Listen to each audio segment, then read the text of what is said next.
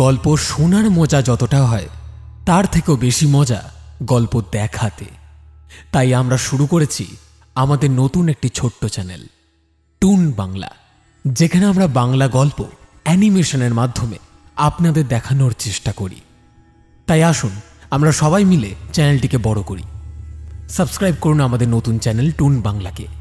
চ্যানেলের link description box, I button এবং comment বক্সে দেওয়া রইল। আমাদের সারাদিনের ক্লান্তি, বিষণ্ণতা, কাজবাজের নানা রকমের চাপ, আর দিন শেষে বাড়ি ফেরার পর আমাদের সারা শরীরে ঘাম, আবর্জনা, জীবাণু আমরা ধুয়ে মুছে অনায়াসে সাফ করতে পারি।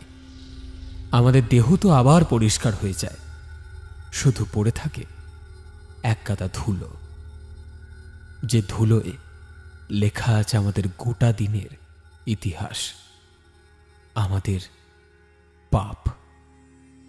শুনতে থাকুন আমাদের আজকের গল্প, লেখক প্রীতম পুরকাইতের কলমে ধুলো।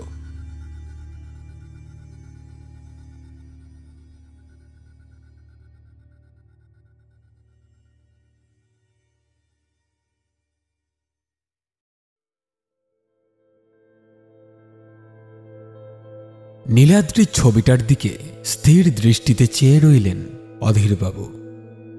হাজারো চেষ্টা সত্ত্বেও কিছুতেই চোখের কোণের বাষ্পকে গলে তরল হয়ে যাওয়ার থেকে আটকাতে পারলেন না।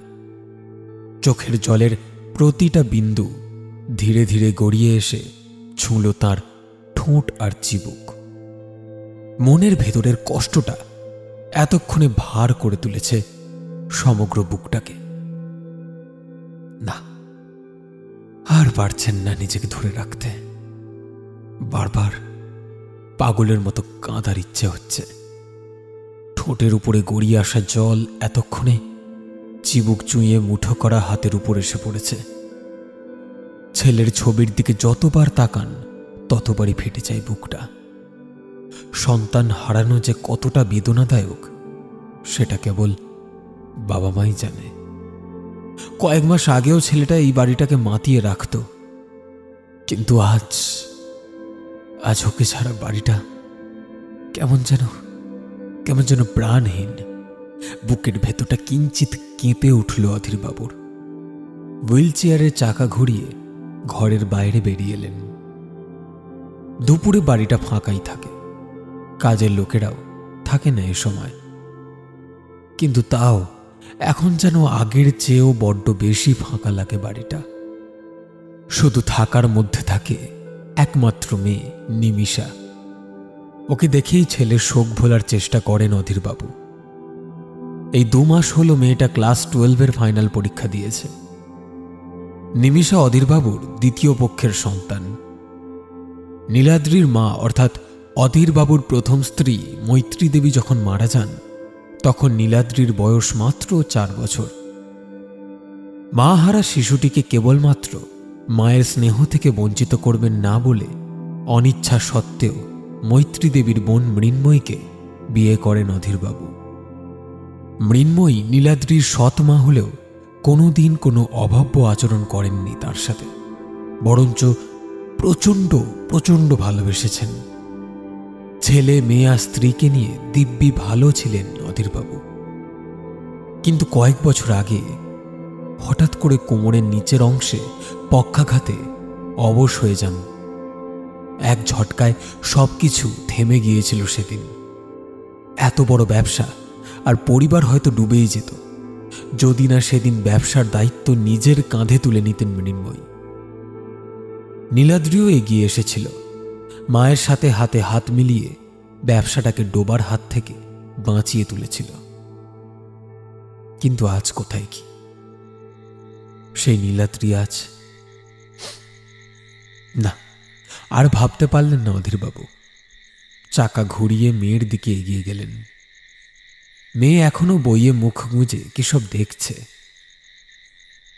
না ছাই। অধীরবাবু জানেন মেয়েটা খুব কষ্ট পাচ্ছে। দাদাকে প্রাণের চেয়েও বেশি ভালোবাসত মেয়েটা। দাদার চলে যাওয়াটা একদমই মেনে নিতে পারছে না। কিছু খেয়েছিস মা? এতক্ষণে যেন কোনো ঘোরের মধ্যে ছিল নিমিষা। হঠাৎ গলার স্বরে চমকে উঠল সে। পরক্ষণে অবশ্য নিজেকে সামলে নিল। না বাবা, খাওয়া হয়নি কিছু, খিদে নেই। কতদিন আর না খেয়ে থাকবি বলতো? না খেলে কি আর দাদা ফিরে আসবে? হ্যাঁ, কষ্ট পাস না, কষ্ট পাস না মা। কিছু খেয়ে নে বাবা, কিছু খেয়ে নে। নিমিষা ঘাড় নাড়ল। আচ্ছা বাবা, এই চ্যাপ্টারটা শেষ করে কিছু খেয়ে নেব। তুমি এখন ঘরে যাও, একটু রেস্ট নাও গিয়ে। অধীরবাবু আর কিছু বললেন না। আসতে বলতে ইচ্ছা করল না। এখন আর কিছুই ভালো লাগে না ওনার। বারবার মনে হয়, কেন কেন কেন ভগবান ওনার সাথে এরকম করল। চোখটা আরো খানিকটা জলে ভরে গেল। হুইলচেয়ারে চাকা ঘুরিয়ে নিজের ঘরের দিকে এগিয়ে গেলেন অধীরবাবু। চোখের কোণে লুকিয়ে থাকা জলটা এক ছটকায় বেরিয়ে আসতে চাইছে। নিজেকে আর চেপে রাখতে পারছেন না নিমিষা। আজ 1 মাস হলো দাদা আর নেই। কেমন একটা যেন লাগে আজকাল, খুব একা। মনে হয় যেন অতল জলে ধীরে ধীরে তলিয়ে যাচ্ছে সে, কিন্তু কেউ একবারও হাতটা ধরে তুলে নেওয়ার চেষ্টা করে না। বুকের ভেতরটা নড়ে উঠল। কষ্টে দুঃখে মনটা কিরকম বিষণ্ণ হয়ে উঠছে। কিন্তু কি করবে, দাদাকে ছাড়া যে আর ভালো লাগে না কিছুই। বড্ড ভালোবাসত সে দাদাকে, কেন যে এরকম হলো। কথাগুলো ভাবতে গিয়েই ভারী হয়ে গেল চোখ দুটো। মোটা মোটা জল গড়িয়ে পড়ল দু চোখ বেয়ে।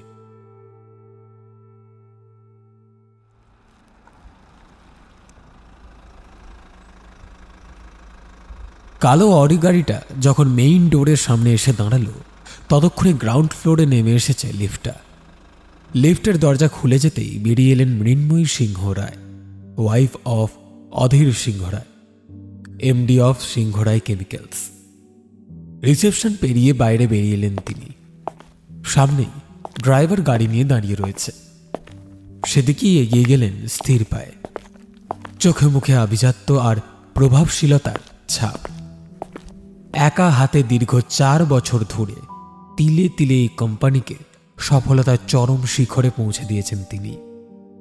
এতদিনে সমস্ত কাজে তার পাশে ছিল নীলাদ্রি, তবে আজ কিরকম যেন একা। ওর সাহস আর আত্মবিশ্বাসের উপর ভর করে অনেক কঠিন সিদ্ধান্তই হেসে খেলে নিতে পেরেছিলেন মৃন্ময়ী। আজ সব শেষ। ছেলেটা এইভাবে একা রেখে চলে গেল তাকে। বুকের ভেতরটা কিরকম করে উঠল, কিন্তু দুঃখের ছাপ নিজের কঠিন চোখের আড়ালে লুকিয়ে রাখলেন না।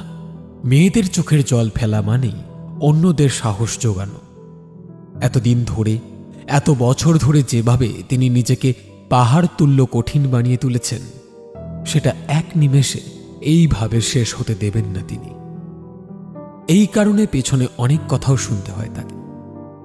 সবাই সামনাসামনি সম্মান দেখানোর ভান করলেও পেছনে পেছনে সবাই বলে বেড়ায়, দেখো দেখো, ছেলেটা মারা গেল তাও কোনো হেলদোল নেই। নিজের ছেলে হলে পারতো কোনোদিন এরকম করতে? সৎ ছেলে তো। সব কথা কানে আসে মৃন্ময়ী, খুব আঘাত লাগে, কিন্তু তাও মুখের কঠিন ভাবকে একটুও পরিবর্তিত হতে দেন না তিনি। সানগ্লাসটা চোখে পড়ে নিলেন। আর কিছুটা এগিয়ে যেতেই ড্রাইভার গাড়ির দরজাটা খুলে দিল। মৃন্ময়ী সবে ভেতরে ঢুকতে যাবেন, তখনই কোত্থেকে যেন এক মগ ধুলো এসে লাগলো তার সারা শরীরে। আচমকা ঘটনাটা ঘটায় চমকে উঠলেন তিনি। মুখ ঘুরিয়ে দেখলেন একজন কালো কাপড়ে ঢাকা কেউ দৌড়ে পালালো গেটের বাইরে। ঘটনার আকস্মিকতায় কারোর মাথায় আর তাকে ধরার চিন্তা এলো না। মৃন্ময়ী বিরক্তি প্রকাশ করলেন। ধুস, সারা গায়ে নোংরা লেগে গেল। তারপর দারোয়ানের উদ্দেশ্য করে বললেন, কি করো বলো তো তোমরা? হ্যাঁ, যে কেউ ঢুকে যাচ্ছে আজকাল অফিসের মধ্যে, আর তোমাদের রাখা যাবে না দেখছি। বলেই গাড়ির ভেতরে ঢুকে বসলেন মৃন্ময়ী। সারা শরীরটা ধুলোয় ভরিয়ে দিয়ে গেছে অজ্ঞাত লোকটা। বাড়িতে গিয়ে স্নান না করলে শান্তি পাওয়া যাবে না। কি আজব সব লোক ঘোরাঘুরি করে চারপাশে। মুখ দিয়ে একটা বিরক্তিসূচক শব্দ করলেন তিনি। ড্রাইভার গাড়িতে স্টার্ট দিল। গেট পেরিয়ে কলকাতার ঝকঝকে রাস্তা ধরে এগিয়ে চলল গাড়ি। মৃন্ময়ীর মাথাটা এখনো গরম হয়েই আছে। কিরকম একটা অস্বস্তি হচ্ছে সারা শরীর জুড়ে। নিজের শরীরের দিকে তাকাতেই ভেতরটা কেমন যেন গুলিয়ে আসছে। ইচ্ছে করেই এই চিন্তা বাদ দিয়ে অফিসের ব্যাপারে ভাবা শুরু করলেন। আজ কোম্পানির অনেকটা লস হয়ে গেল। মিটিংয়ে যদি কেজরিওয়াল বাবুর সাথে আরেকটু সুশীল ব্যবহার করা যেত তাহলে হয়তো টেন্ডারটা আর হারাতে হতো না। একটা দীর্ঘশ্বাস বেরিয়ে এলো মৃন্ময়ীর। পরক্ষণেই নিজেকে আশ্বস্ত করার চেষ্টা করলেন, যা হয়েছে সেটা আর ভেবে কি হবে, বরঞ্চ পরে কি আসতে চলেছে সেটা নিয়েই ভাবা শ্রেয়। আর ওই একটা টেন্ডারের উপর তো আর সিংহরায় কোম্পানি চলছে না, ওরকম আরো অনেকেই আছেন। পরেরগুলো ভালোভাবে ম্যানেজ করলেই হলো। এইসব ভাবলেও কিছুতেই যেন সেই কনফিডেন্সটা আর ফিরে পারছেন না তিনি। আজ নীলাদ্রি থাকলে ঠিক সামলে নিত, কিন্তু সামান্য ভুলে সব শেষ হয়ে গেল। সানগ্লাসের ভেতরের অক্ষিদয়ে বিন্দু বিন্দু তরলের সঞ্চার হল।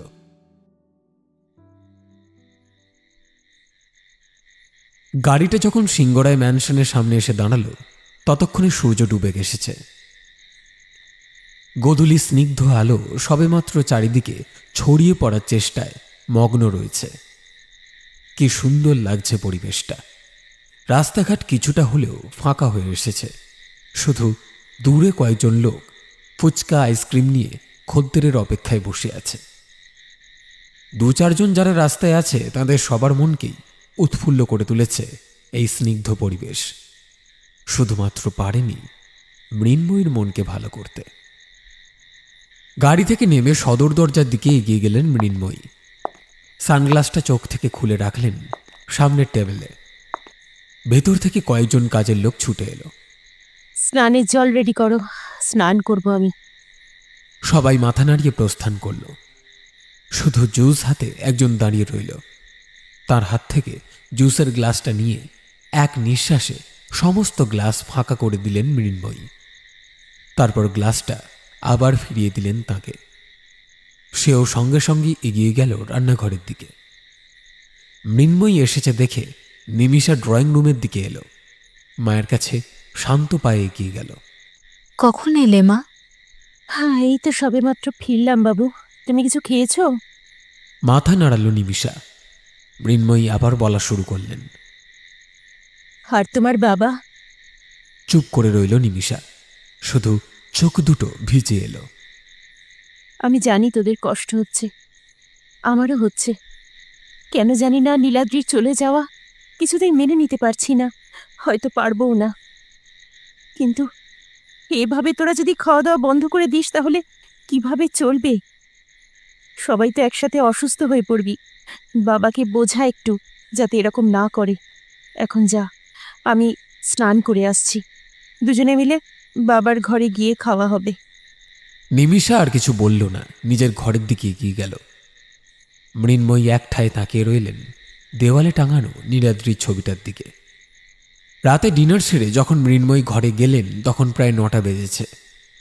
ঘরে ঢুকে তিনি দেখলেন অধীরবাবু বিছানায় শুয়ে আছেন। ছেলের ছবিটা তাঁর হাতে, হাত বুলোচ্ছেন তাতে। চোখের কোণে জল গড়িয়ে পড়ছে তাঁর।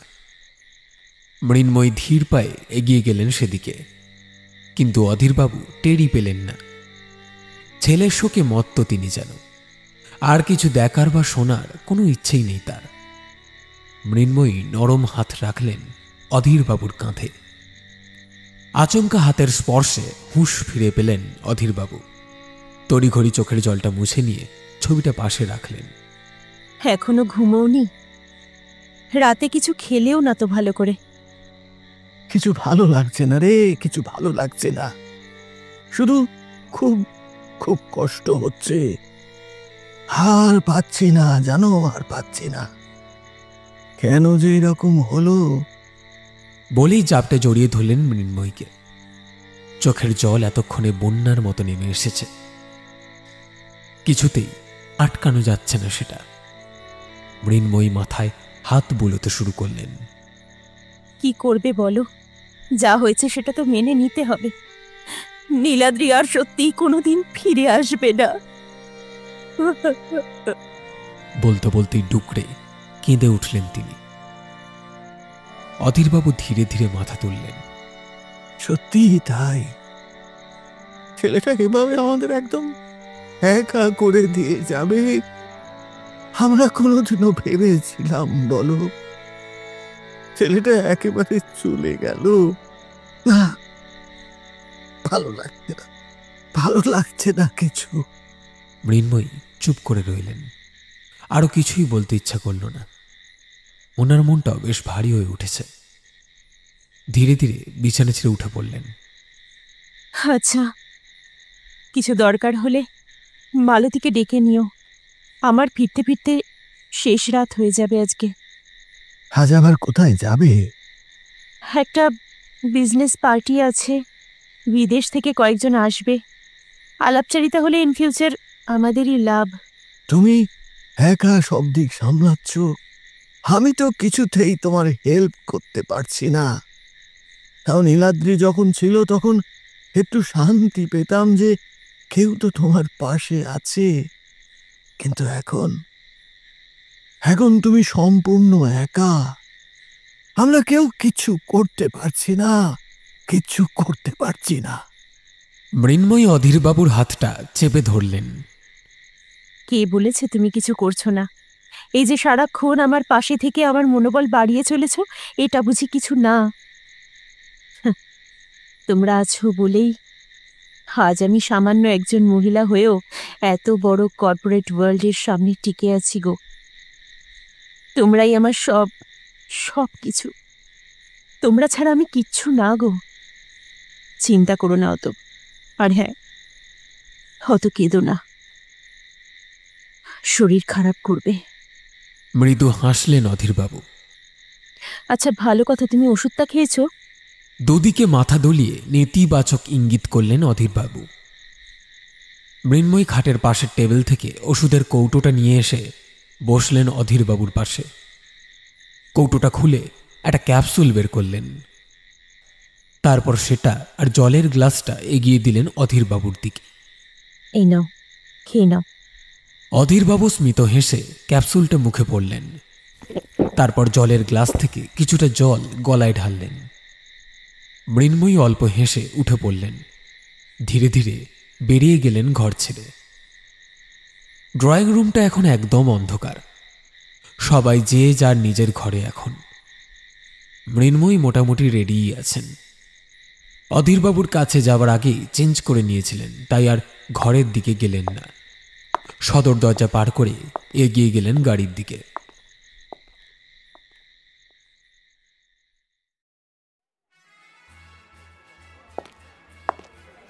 গাড়ি থেকে নেমে ধীরে ধীরে গ্র্যান্ড হোটেলের এন্ট্রান্সের দিকে এগিয়ে গেলেন তিনি। ইতিমধ্যে নিজের আবভাবে আবার সেই সুপরিচিত কঠোর ভাবটা ফুটিয়ে তুলেছেন। এন্ট্রান্সের সামনে এসে দাঁড়াতেই সিকিউরিটি তার পথ আটকাল। সরি ম্যাম, ইনস্ট্রাকশন অনুযায়ী সবাইকে চেক করতে হবে, আপনি একটু দাঁড়ান। মৃন্ময়ী কঠিন দৃষ্টিতে তাকালেন তার দিকে, তারপর মাথা নাড়লেন। Okay, but do it first. Security guard হাতের বডি স্ক্যানিং মেশিনটা নিয়ে এগিয়ে গেল মৃন্ময়ীর দিকে। ঠিক তখনই ম্যানেজার এসে তাকে বাধা দিল। আরে কি করছো? ওনাকে চেক করছো কেন? চেনো না নাকি ওনাকে? বড় মুশকিল করে দাও তোমরা। তারপর মৃন্ময়ীর দিকে এগিয়ে গিয়ে মার্জনা সহিত বলল, সরি ম্যাম, কিছু মনে করবেন না, আসলে নতুন তো, তাই সব জানে না। আপনি ভেতরে যান ম্যাম, সবাই প্রায় চলে এসেছে। মৃন্ময়ী আর কিছু বললেন না। স্থির পায়ে এগিয়ে গেলেন ভেতরের দিকে। কলকাতার অন্যতম বড় 5 তারা হোটেল এই গ্র্যান্ড। যেমন তার নাম তেমনই তার সৌন্দর্য। ব্যাঙ্কোয়েট হলটা যেন আজ রাজকীয় সাজে সেজে উঠেছে। রঙিন আলোর ছটা ছড়িয়ে পড়েছে চারিদিকে। ডেকোরেশন যেন আরও খানিকটা অপূর্ব করে তুলেছে সমস্ত হলটাকে। মৃন্ময়ী ঝকঝকে সবুজ কার্পেটের উপরে পা দিয়ে এগিয়ে গেলেন সামনের দিকে। কিছুটা গিয়েই নিজের কোম্পানির ম্যানেজার পার্থপ্রতিমকে দেখতে পেলেন তিনি। পার্থপ্রতিম একটা টেবিলের সামনে বসে আছে। হাত নাড়িয়ে মৃন্ময়ীকে সেখানে আসতে বলল। মৃন্ময়ী সেদিকে এগিয়ে গেলেন।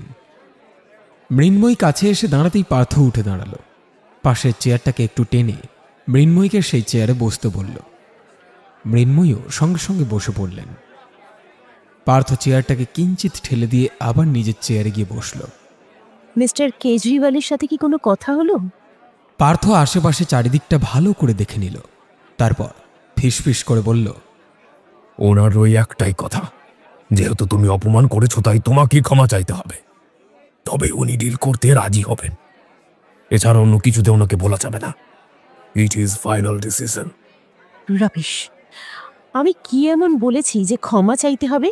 হ্যাঁ, এই সামান্য একটা ব্যাপার তুমি সমাধান করতে পারছো না? আজ নীলাদ্রি থাকলে এই সব তুড়ি মেরে সলভ করে দিত। কিন্তু নীলাদ্রি তো এখন নেই ম্যাডাম। আমি তোমার লাস্ট অপশন। আমি দেখছি কি করা যায়, চাপ নিও না, কোনো না কোনো উপায়ে সলভ হয়ে যাবে। মৃন্ময়ী আর কিছু বললেন না। স্থির দৃষ্টিতে আশেপাশে ভালোভাবে লক্ষ্য করা শুরু করলেন। বিশাল আয়োজন করেছে বটে মিস্টার মালহোত্রা। প্রায় দেশের সমস্ত কেমিক্যাল ইন্ডাস্ট্রির মালিক উপস্থিত এই পার্টিতে। ইতিমধ্যে জেমস ফ্র্যাঙ্ক কেমিক্যালসের এমডি স্টুয়ার্ট ফ্র্যাঙ্কও এসে পড়েছেন। আরও কয়েকটা নামজাতা বিদেশি কেমিক্যাল ওয়ার্কসের কর্ণধাররাও এসেছেন। একে একে প্রায় সবার সঙ্গেই আলাপ করলেন মৃন্ময়ী। বিজনেস নিয়ে অনেক কথাও হলো। স্টুয়ার্ট ফ্র্যাঙ্কের সাথে একটা পার্সোনাল মিটিংয়ের কথাও পাকা হলো। মৃন্ময়ী ভেতরে ভেতরে অনেকটা উচ্ছ্বসিত হলেন, কিন্তু বাইরে প্রকাশ করলেন না। আলাপচারিতার পর সবাই গিয়ে বসলেন যে যার সিটে। এখন অনুষ্ঠান পর্ব শুরু হবে। নাচ গান আমোদ প্রমোদে ভরে উঠবে সমগ্র ব্যাংকোয়েট হল। মৃন্ময়ীও নিজের চেয়ারে গিয়ে বসলেন। পার্থও আবার এসে বসল তাঁর পাশে। মৃন্ময়ী তাঁর কানের কাছে মুখটা নিয়ে গিয়ে খুব ধীর গলায় বললেন, তোমার গা থেকে এরকম গন্ধ বেরোচ্ছে কেন বলো তো? এখনো বেরোচ্ছে নাকি? এখনো মানে? আরে আর বলো না, এখানে আসার পথে একটা ট্রাক আমাকে ওভারটেক করে তখনই ওই ট্রাকের একটা লোক আবর্জনা টাইপের কিছু একটা ছুঁড়ে ফেলতে চায়, আর ওটা ভুল করে আমার গায়ে এসে লাগে। আমি যদিও গাড়ি দাঁড় করিয়ে গাটা ভালোভাবে ঝেড়ে নিই, কিন্তু কিছু ধুলো এখনো লেগে আছে। কালো কোট বলে বোঝা যাচ্ছে না, কিন্তু আমি তো পারফিউম লাগিয়েছি, তাও কেন গন্ধ বেরোচ্ছে বুঝতে পারছি না। কম হয়ে গেল নাকি? মৃন্ময়ী বিরক্তি প্রকাশ করলেন। আমার সাথেও আজ এরকম হয়েছে। অফিসের সামনে থেকে গাড়িতে ওঠার সময় একজন হুট করে এসে ধুলো জাতীয় কিছু গায়ে ছুঁড়ে পালিয়ে গিয়েছিল। কি নোংরা হয়ে গেছিল সারা শরীরটা। বাড়িতে এসে স্নান করে শান্তি পেয়েছিলাম। পার্থ ব্যঙ্গের হাসি হাসল। এটুকুতেই বিরক্ত হচ্ছ? তোমার সাথে তো একদিন হয়েছে মাত্র। আমার সাথে গত এক সপ্তাহ ধরে এই ঘটনা বারবার হচ্ছে। জানি না ভাগ্যরেখাটা কি চলছে, কিন্তু এই সব নোংরা আবর্জনা বা ময়লা জাতীয় জিনিস বারবার গায়ে পড়ে যাচ্ছে। মানে? আরে বাড়ির রং হচ্ছে বুঝলে তো, প্রতিদিন বেরোনোর সময় কোনো না কোনো ভাবে নয় রঙের ধুলো আর না হয় দেওয়ালের ঘষা ধুলো আমার গায়ে এসে পড়ছে। এত বিরক্তি লাগে না, মানে বারবার বলছি সাবধানে কাজ করতে, আর বারবার ভুল করছে ওরা। মাঝে মাঝে তো এত ধুলো উঠছে যে বাড়ির ভেতরে পর্যন্ত চলে আসছে, আর ওগুলো নাকে ঢুকলেই হেঁচে কেশে একাকার করছে। যাই হোক, বাদ দাও। মিস্টার ফ্র্যাঙ্ক কতদিন থাকবেন কলকাতায়? বললো তো 1 সপ্তাহের মতো। বলো কি, সময় তো নেই প্রায়। তাড়াতাড়ি আমাদের মিটিংয়ের একটা ডেট ফিক্সড করতে হবে। কাল ফাইনাল করা হবে।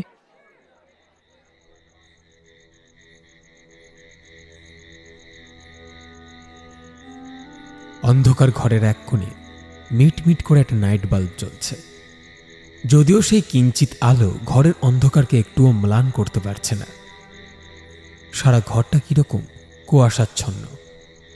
সাদা ধোঁয়ায় ভরে উঠেছে চারিদিক। ঘরের এদিক ওদিক ছড়িয়ে ছিটিয়ে রয়েছে কিছু পোশাক। একদিকে একটা শার্ট, প্যান্ট, ব্লেজার, আর অন্যদিকে একটা কালচে রঙের শাড়ি। ঘরের ঠিক মধ্যিখানে রয়েছে একটা খাট, যার উপরে এখন দুটি প্রাণী একে অপরের শরীরের সাথে আষ্টে পৃষ্ঠে জড়িয়ে রয়েছে। ধীরে ধীরে পাশের পুরুষটির আলিঙ্গন থেকে মুক্ত হলেন মৃন্ময়ী সিংহ রায়। তার সারা শরীর প্রায় অনাবৃত, ঠোঁটের লাল লিপস্টিকটা ঘেঁটে রয়েছে। চোখটা নেশাগ্রস্ত, শরীরে একটা ক্লান্তির ছাপ। বালিশের পাশ থেকে সিগারেটের প্যাকেটটা তুলে নিলেন তিনি। একটা সিগারেট বের করে লাইটার দিয়ে আগুন ধরালেন তাতে। লম্বা একটা টানও দিলেন। তারপর একরাশ সাদা ধোঁয়া ছড়িয়ে দিলেন সমগ্র ঘরের মধ্যে।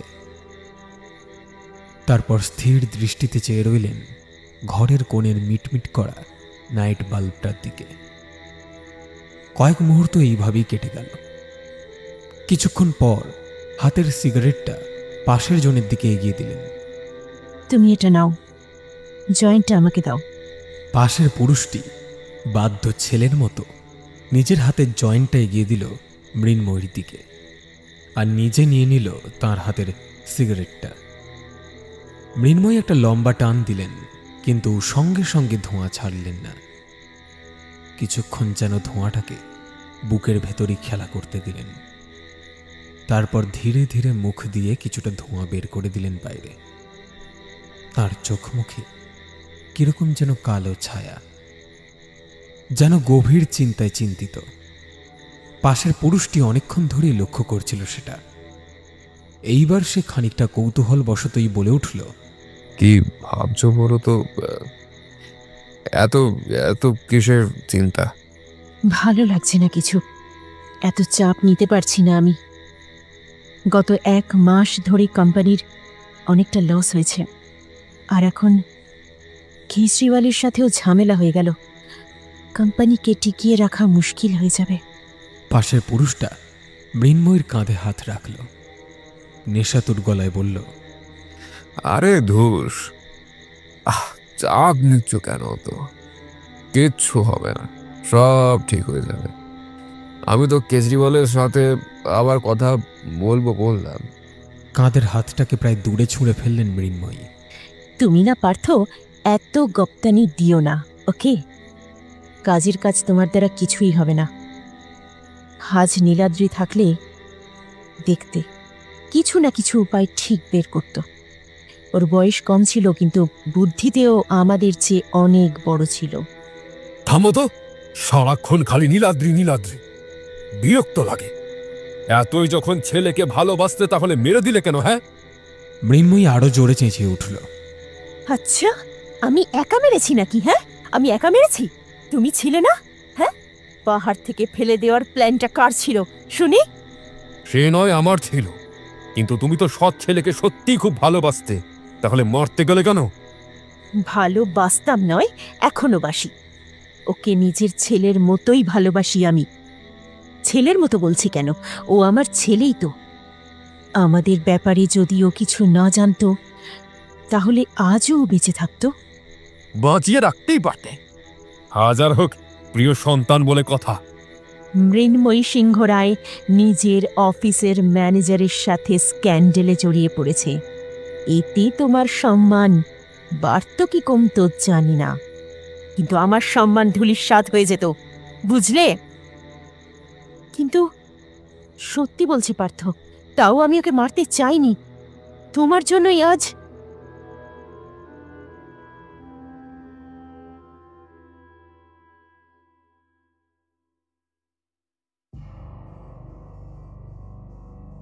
নীলাদ্রি প্রায় টলে পড়ে যায়। নিজের চোখকে সে এখনো বিশ্বাস করতে পারছে না। না, এ হতে পারে না, কখনোই হতে পারে না। মা কি করে এরকম করতে পারে? ভুল দেখছে, ও সব ভুল দেখছে, সব মিথ্যে। নিজেকে বারবার এগুলো বোঝাতে থাকে নীলাদ্রি, কিন্তু মস্তিষ্ক এগুলো মেনে নিতে রাজি নয়। সে যা দেখেছে সেটাই মানতে চায়। নীলাদ্রির চোখ বেয়ে 1 ফোঁটা জল গড়িয়ে পড়ল। মা কিভাবে এটা করতে পারল? একজন পর পুরুষের সাথে এরকম সম্পর্ক কি করে রাখতে পারে? নিজেকে কিছুতেই শান্ত করতে পারল না নীলাদ্রি। বুকের ভেতরটা যেন ফেটে চৌচির হয়ে যাচ্ছে। এই কষ্ট যেন আর কিছুতেই সহ্য হচ্ছে না। মৃন্ময়ী আর পার্থ এখনো অবাক বিস্ময়ে তাকিয়ে রয়েছে নীলাদ্রির দিকে, যেন ওরা কিছুতেই বিশ্বাস করে উঠতে পারছে না যে নীলাদ্রির সমস্তটা জেনে গেছে। নীলাদ্রি ধীরে ধীরে উঠে দাঁড়ালো, শক্ত হয়ে দাঁড়ানোর চেষ্টা করল। তুমি তুমি কি করে করতে পারলে এটা? একবারও বাদলো না তোমার? বাবার কথা, আমার কথা, নিমিষার কথা, কারোর কথা মনে পড়লো না তোমার? সাময়িক আনন্দের জন্য তুমি এরকম একটা জঘন্য কাজ করতে পারলে? ছাড়বো না, আমি তোমাদের একদম ছাড়বো না। নীলাদ্রি কথা শেষ করার আগেই তার ফোনটা বেজে উঠল। পকেট থেকে সেটা বের করে রিসিভ করল সে। পরে ফোন করছি, এটা কাজে আছি বলেই ফোনটা আবার পকেটে ঢুকিয়ে রাখল। তারপর মৃন্ময়ীর দিকে তাকালো। ছাড়বো না, আমি তোমাদের ছাড়বো না। সবার সামনে তোমাদের এই নোংরা সম্পর্ক তুলে ধরবো। আগে বাবাকে সব জানাতে হবে।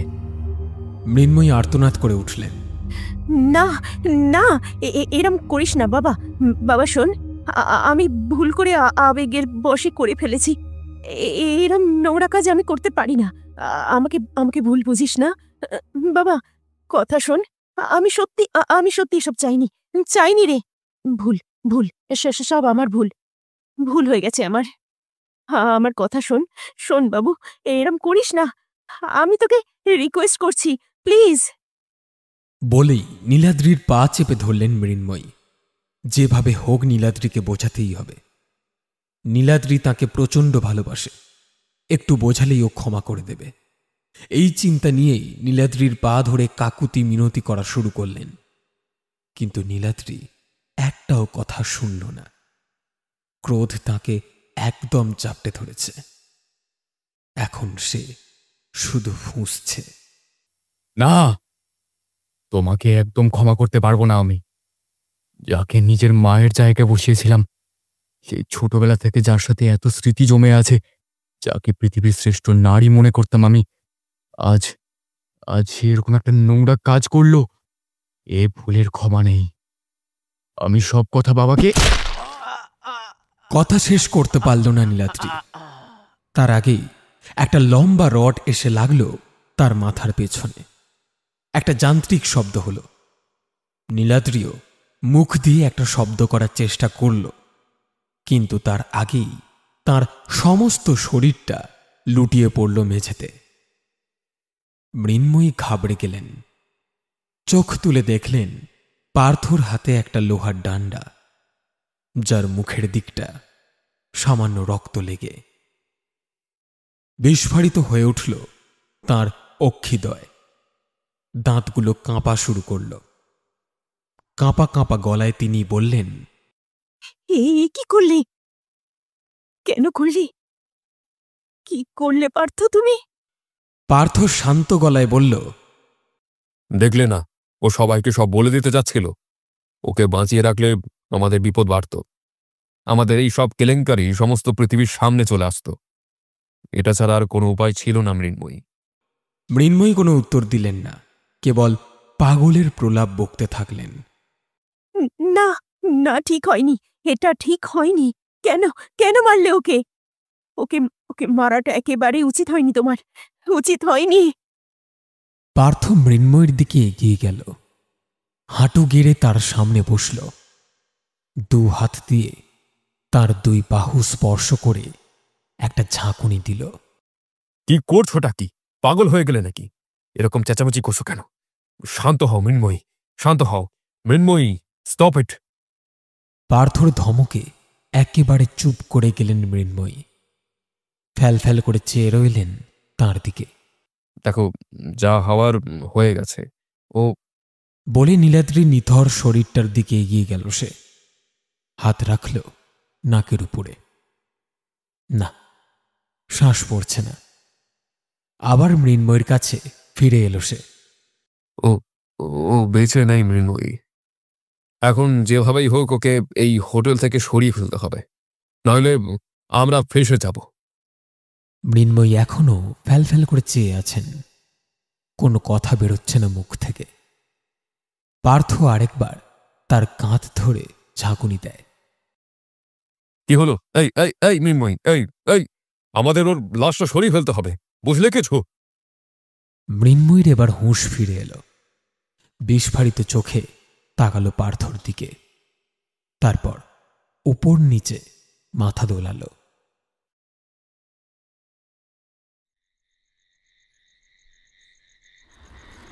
রাত গাঢ় হয়ে এসেছে। অন্ধকার কুয়াশার মাঝে চাঁদের মিটমিট করা রোশনাই মাঝে মাঝে এসে কিছুটা অন্ধকার ঘোচানোর চেষ্টায় মগ্ন রয়েছে, আর প্রতিবারই ব্যর্থ হচ্ছে। সারা করিডোর জুড়ে কেবলমাত্র একটি গোলাপি আলো দেখা যাচ্ছে, তবে সেই আলোয় অন্ধকার কিছুটা হলেও ম্লান হয়ে যাচ্ছে।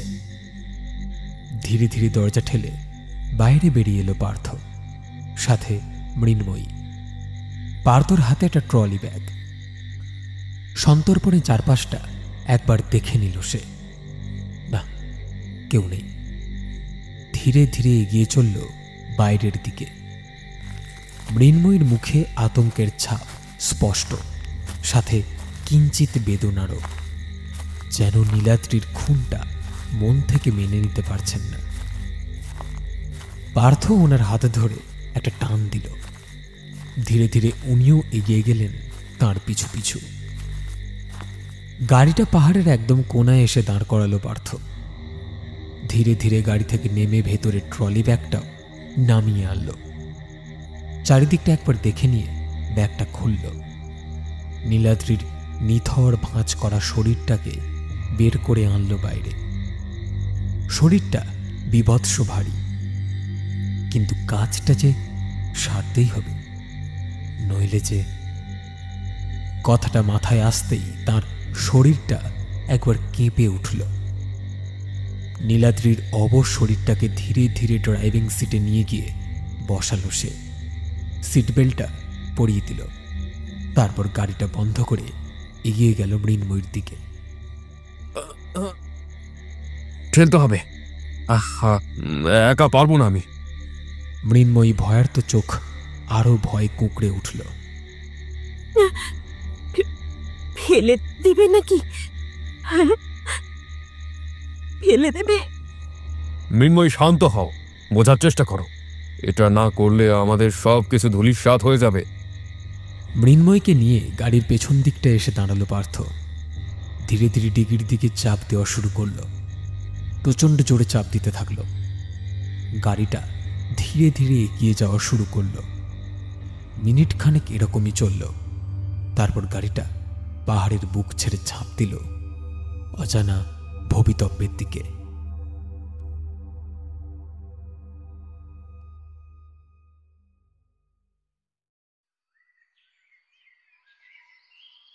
ঘুম থেকে উঠতে অনেকটা দেরি হয়ে গেল মৃন্ময়ীর। উঠেই ঘড়ির দিকে তাকালেন। প্রায় 10টা বাজে এখন। কাল রাতের নেশাটা যেন কিছুতেই কাটতে চাইছে না। কিন্তু আগেও তো অনেকবার এরকম নেশা করে বাড়ি ফিরেছেন। কই, আগে তো কোনো দিন এরকম হয়নি। তবে কি কাল বাড়াবাড়ি হয়ে গেছে? মাথাটা এখনো ধরে আছে। কাল শেষ রাতের ঘটনা প্রায় কিছুই মনে নেই। শুধু মনে আছে পাউডারটা ইনহেল করার সময় সেটা কিরকম ধুলো জাতীয় মনে হচ্ছিল। আর কিছুই মনে নেই। পাশ থেকে ফোনটা তুলে নিলেন মৃন্ময়ী। কাল রাত থেকে সাইলেন্ট হয়ে আছে। মোবাইলের লক স্ক্রিন অন করতেই কল লগসে 12টা মিসড কল দেখতে পেলেন তিনি। পার্থ রাত 3:30 নাগাদ ফোন করেছে। কিন্তু এতবার কেন? 3টে নাগাদই তো তাকে বাড়ি পৌঁছে দিয়ে গেলেন। তাহলে কিছুটা বিস্মিত হলেন মৃন্ময়ী। তড়িঘড়ি কল ব্যাক করলেন তার নম্বরে। একটানা কিছুক্ষণ রিং হওয়ার পর কলটা রিসিভ হলো। মৃন্ময়ী বলে উঠলেন, হ্যাঁ বলো। আপনি কি পার্থর বস বলছেন? হ্যাঁ, কিন্তু আপনি কে? আমি ওর মাস্তুতো দাদা বলছি। আচ্ছা, পার্থকে একটু ফোনটা দিন তো। কিছুক্ষণ কোনো কথা ভেসে এলো না অপর প্রান্ত থেকে। তারপর ভাঙা ভাঙা গলা শোনা গেল। আসলে ম্যাডাম, পার্থ কাল রাতে এক্সপায়ার করেছে। আচমকা যেন আকাশ ভেঙে পড়ল মৃন্ময়ীর মাথায়। চোখ দুটো বিস্ফারিত হয়ে উঠল। সারা শরীর জুড়ে একটা কাঁপুনির সৃষ্টি হল। কি কি কি বলছেনটা কি? হ্যাঁ ম্যাডাম, হসপিটালে নিয়ে আসার আগেই ও মারা যায়। ওর বডি এখন হসপিটালেই আছে। কোন হসপিটাল? পার্থর নিথর অবশ লাশের সামনে এসে দাঁড়ালেন মৃন্ময়ী। পার্থর সারা শরীরটা কিরকম যেন লাগছে আজ, খুব অস্বাভাবিক। মুখটা ফ্যাকাশে, আর সারা শরীর জুড়ে ছড়ানো অজস্র ধুলো জাতীয় কিছু। বুকটা একবার কেঁপে উঠল মৃন্ময়ীর। কাল রাতেই যে মানুষটার সাথে এতক্ষণ সময় কাটিয়েছেন, আজ সে একটা নির্জীব লাশ। শরীরটা কিরকম ঠান্ডা হয়ে এলো। এতগুলো বছর ধরে নিজের সমস্ত কষ্ট যে মানুষটার ছোঁয়ায় এক নিমেষে দূর হয়ে গেছে, আজ সেই মানুষটাই নেই। না, কিছুতেই মেনে নিতে পারলেন না মৃন্ময়ী। চোখের কোণ বেয়ে মোটা মোটা জল নেমে এলো। হৃদয়টা যেন হাজার হাজার টুকরোয় ভেঙে গেল।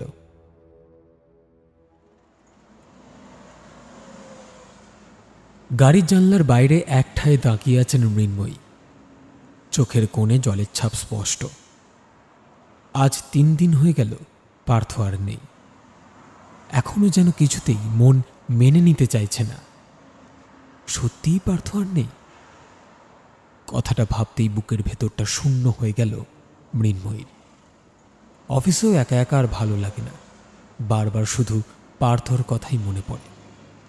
হাত দিয়ে চোখের জলটা মুছে নিলেন মৃন্ময়ী।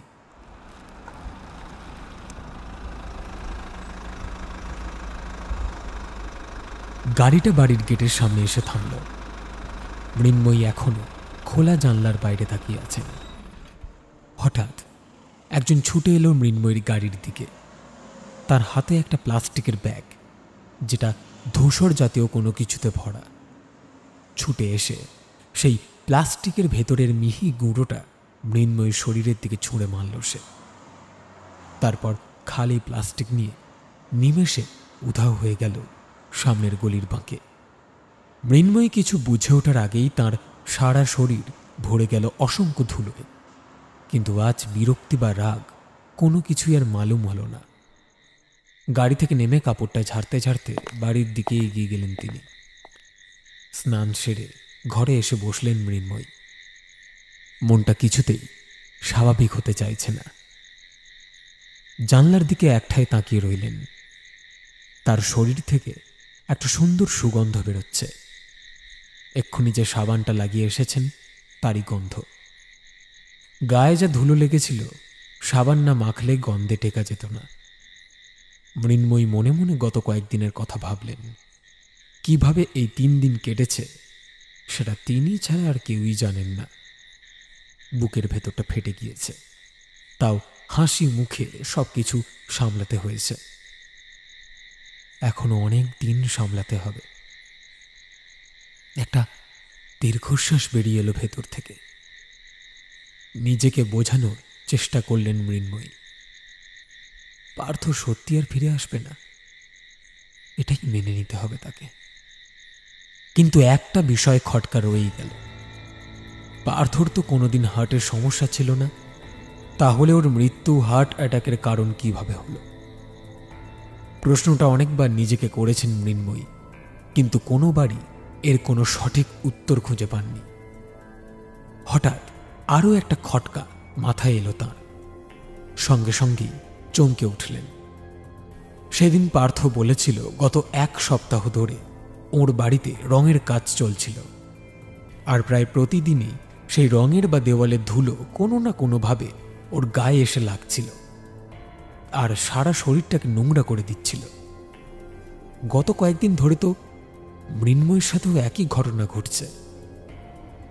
তাহলে কি এই ঘটনা দুটোর মধ্যে কোনো সংযোগ আছে? ব্যাপারটা নিয়ে আরো কিছু ভাবতে যাচ্ছিলেন মৃন্ময়ী, কিন্তু পেটের ভেতরটা কিরকম যেন করে উঠল। গত কয়েকদিন ধরেই এরকম হচ্ছে। পেটে আর বুকে মাঝে মাঝে অসহ্য ব্যথা হতে শুরু হচ্ছে। প্রায় অনেকটা সময় ধরে সেই ব্যথা থাকছে, তারপর ধীরে ধীরে আবার স্বাভাবিক হচ্ছে সব।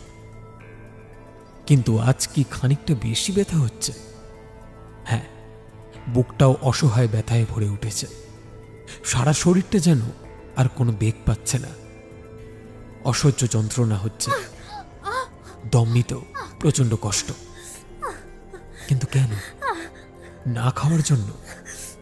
ব্যথাটা এতক্ষণে চরম সীমায় পৌঁছেছে। শ্বাসকষ্ট বহুগুণে বেড়ে গেছে। সারা শরীরটা অসম্ভব চেষ্টা করছে দম নেওয়ার, কিন্তু একটুও নিঃশ্বাস যেন ভেতরে আসতে চাইছে না। মাঝে মাঝে বুকটা কাঁপছে। চেয়ার ছেড়ে পড়ে গেলেন মৃন্ময়ী। সারা শরীর অসম্ভব ছটফট শুরু করল। বড় হাঁ করে দম নেওয়ার প্রবল চেষ্টা শুরু করলেন মৃন্ময়ী।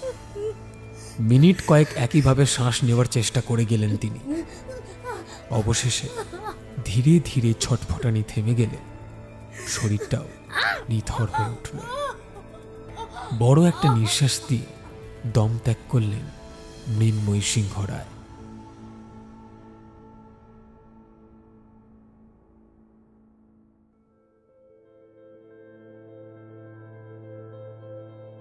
মৃন্ময়ীর মৃত শরীরটাকে অ্যাম্বুলেন্সে তোলা হলো। ডক্টর সেন অবশ্য জানিয়ে দিয়েছেন মৃত্যু অনেক আগেই ঘটেছে এবং অতিরিক্ত লিভার পেন আর শ্বাসকষ্টই মৃত্যুর কারণ। তাও নিয়ম রক্ষার জন্য বডিটাকে অটপসিতে পাঠানো হলো। সাথে গেল নিমিষা। বাড়িতে একা রয়ে গেলেন অধীরবাবু। তাঁর চোখ বেয়ে জলের স্রোত থামতে চাইছে না। ডক্টর সেন অনেক কষ্টে বুঝিয়ে চোখের জল মোছালেন। সবাই যখন বাড়িটাকে একা করে চলে গেল, ততক্ষণে গোধূলির আলো মিলিয়ে গেছে। চারিপাশ সদ্য সদ্য অন্ধকারকে আঁকড়ে ধরা শুরু করেছে। হুইলচেয়ারের চাকা ঘুরিয়ে নিজের ঘরের দিকে এগিয়ে গেলেন অধীরবাবু। চোখের জল যেন কোনো মতে আটকে আছে দু চোখের পাতার ফাঁকে। মুখটা ফ্যাকাশে, রংহীন। ঘরের সামনে এসে ধীরে ধীরে দরজার পাল্লা ঠেলে ভেতরে ঢুকে এলেন। আর সঙ্গে সঙ্গে তার মুখের অস্বাভাবিক পরিবর্তন ঘটল। একরাশ মেঘে ঢাকা মুখটা আচমকায় উচ্ছ্বাসে ভরে গেল। পৈশাচিক এক হাসি খেলে গেল তার ঠোঁটে। বিকট একটা শব্দ করে হেসে উঠলেন তিনি। সারা ঘরটা সেই হাসির চোটে কেঁপে উঠল।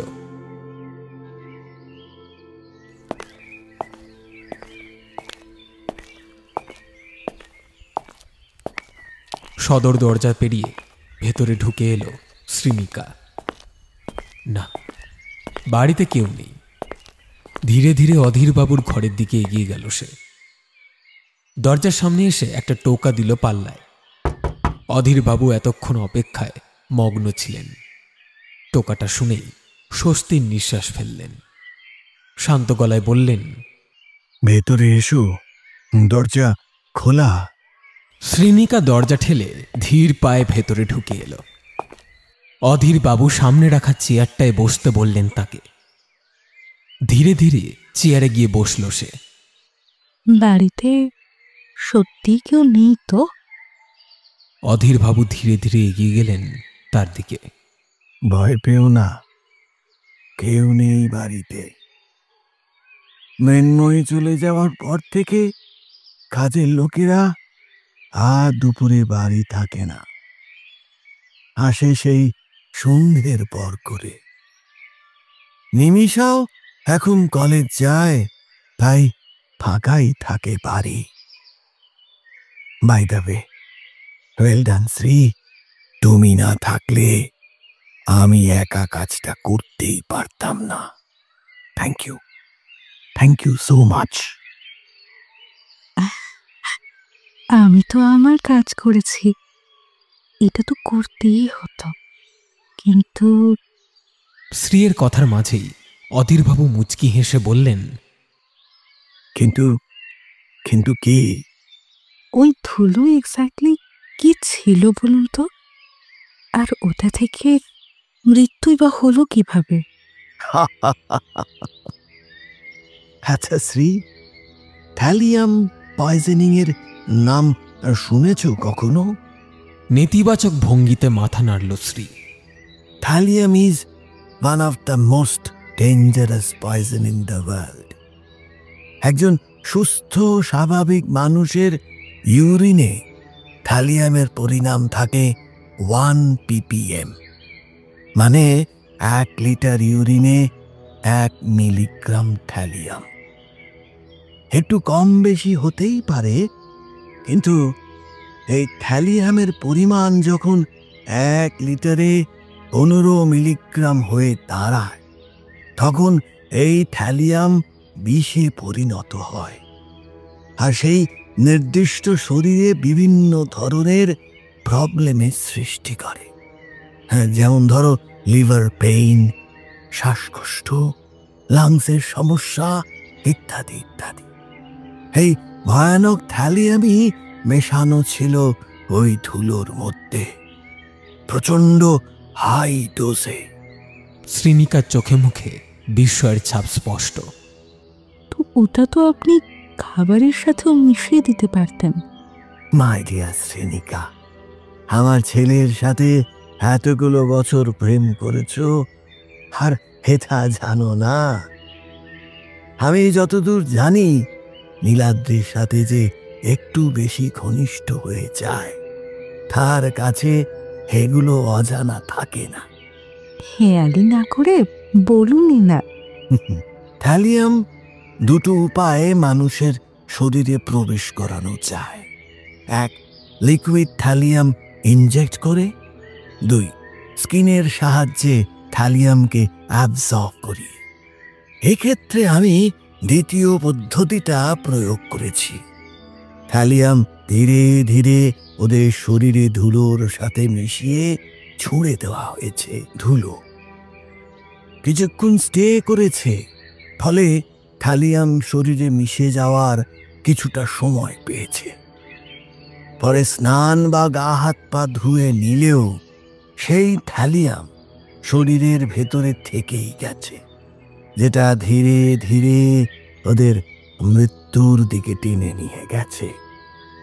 অবশেষে আমাদের লক্ষ্য পূর্ণ হয়েছে। শ্রীনিকা স্থির দৃষ্টিতে চেয়ে রইল অধীরবাবুর দিকে। হ্যাঁ, শেষমেশ সব কিছু পূর্ণ হয়েছে, আমরা পেরেছি। অধীরবাবু ফ্যাকাশে মুখ নিয়ে তাকালেন তার দিকে। চোখ দুটো ছলছল করছে তার। ভারী কি চাপা গলায় বললেন, আমাদের তো পারতেই হতো, বলো? নিজের ছেলের মৃত্যুর প্রতিশোধ যে আমাকে নিতেই হতো। আপনি পারেনও বটে। এত সুন্দর অভিনয় কোথা থেকে শিখলেন বলুন তো? ভাগ্যিস মৃন্ময়ী আর পার্থর সম্পর্কে ও জেনে গিয়েছিল, নইলে তুমি তো আমার কথা মতো ওর খাবারে সোডিয়াম ট্যাবলেট মিশিয়েছিলে, এটা প্রমাণ হয়ে যেত। ভাগ্যিস ওরা নীলাদ্রিকে পাহাড় থেকে ফেলে দিয়েছিল। হ্যাঁ, নইলে ওর লাশ যদি পাওয়া যেত, সত্যি বলছি, তুমি আর আমি দুজনেই ভাসতাম। আপনার স্ত্রী আর তার প্রেমিককে মারার কারণটা না হয় বুঝলাম। না না, তুমি ভাবছো ওদের দুজনের মধ্যে সম্পর্ক ছিল বলে ওদের মেরেছি? না না না না, একদমই নয়। আসলে আমি এই অর্ধেক প্যারালাইজড হওয়ার পর মৃন্ময়ী কোম্পানিটাকে পুরোপুরি নিজের মতো বানিয়ে নিয়েছিল, এমনকি কোনোদিন যাতে আমি সুস্থ না হয়ে উঠতে পারি তার জন্য আমাকে আলাদা ওষুধও দেওয়া শুরু করেছিল। তাই আজ থেকে 2 বছর আগে যখন আমি জেনেছিলাম যে আমি সম্পূর্ণ সুস্থ হয়ে গেছি, তখন কাউকে কিচ্ছু জানাইনি, শুধু অপেক্ষা করে থেকেছি ঠিক সময়ে। আজ আমার সমস্ত ক্ষোভ মিটেছে। নিজের ছেলেকে অন্তত বাঁচিয়ে রাখতে পারতেন। ও তো আর এসবে জড়িত ছিল না, তাই না? যদি আজ বেঁচে থাকতো তাহলে তোমাকে আমি কিভাবে পেতাম ডার্লিং। বলেই বিকট শব্দে হেসে উঠলেন অধীরবাবু, সাথে শ্রীনিকাও।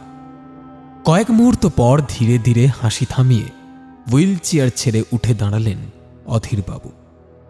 শ্রীর হাত দুটো চেপে ধরে দাঁড় করালেন তাকে। দুজনের স্নিগ্ধ শরীর একে অপরের একদম কাছে এসে দাঁড়াল। সম্মোহিত দৃষ্টিতে শ্রীর দিকে তাকিয়ে রইলেন অধীরবাবু। তারপর ধীরে ধীরে নিজের ঠোঁটটা নিয়ে গেলেন তার ঠোঁটের একদম কাছে। শ্রীনিকার জোরে জোরে নিঃশ্বাস পড়া শুরু করল। অধীরবাবু আরো জোরে চেপে ধরলেন তাকে। ধীরে ধীরে দুটো ঠোঁট একে অপরের সাথে মোমের মতো নরম হয়ে মিশে গেল।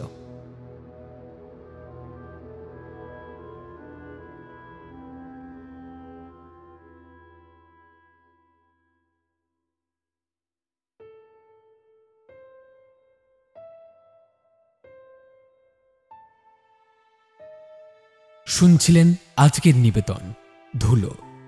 গল্পকার প্রীতম পুরকাইত।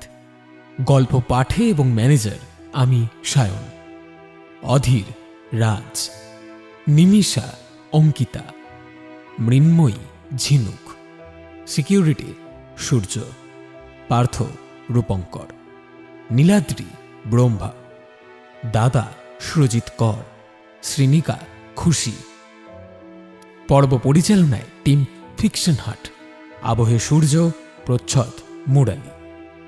আমরা অশেষ ধন্যবাদ জানাই গল্প লেখক শ্রী প্রীতম পুরকাইতকে আমাদের এই উদ্যোগে পাশে থাকার জন্য। টিম ফিকশন হাট ফিরে আসবে আবার এক নতুন গল্পের সাথে। ততক্ষণ ভালো থাকবেন।